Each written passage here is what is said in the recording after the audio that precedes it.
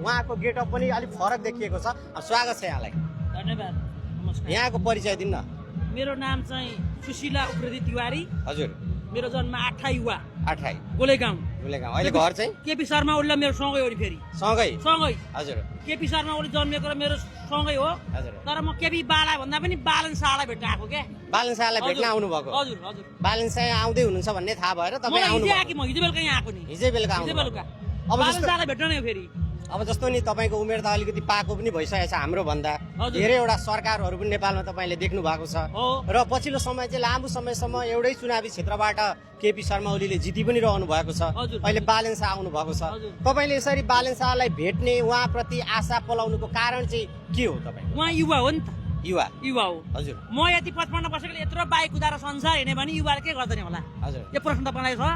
र बालन शाहले यदि चाह्यो भने बालन जस्तै अरू पनि रवि हरकसाम बाङ्ला पनि हामीले मेरो फेरि उसको होइन नि फेरि युवा हो नि त ऊ पनि। सबैजना युवा मिलेर देश बनाउँ।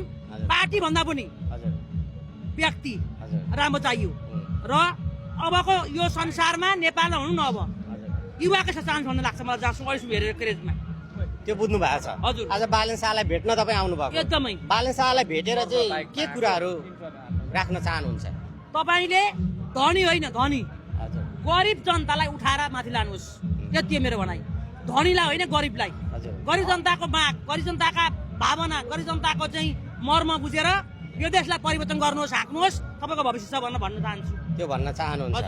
बालन शाह आउँदै पनि हुनुहुन्छ यो? एकदम थाहा पाएको मलाई जानकारी। बालन शाह उम्मेदवारी मनोनयनको लागि जाँदै हुनुहुन्छ निर्वाचन अधिकृतको कार्यालयमा। तपाईँ पनि सँगसँगै जानुहुन्छ? सँगसँगै जान्छु म। सँगसँगै जानु? बालन जान्छु।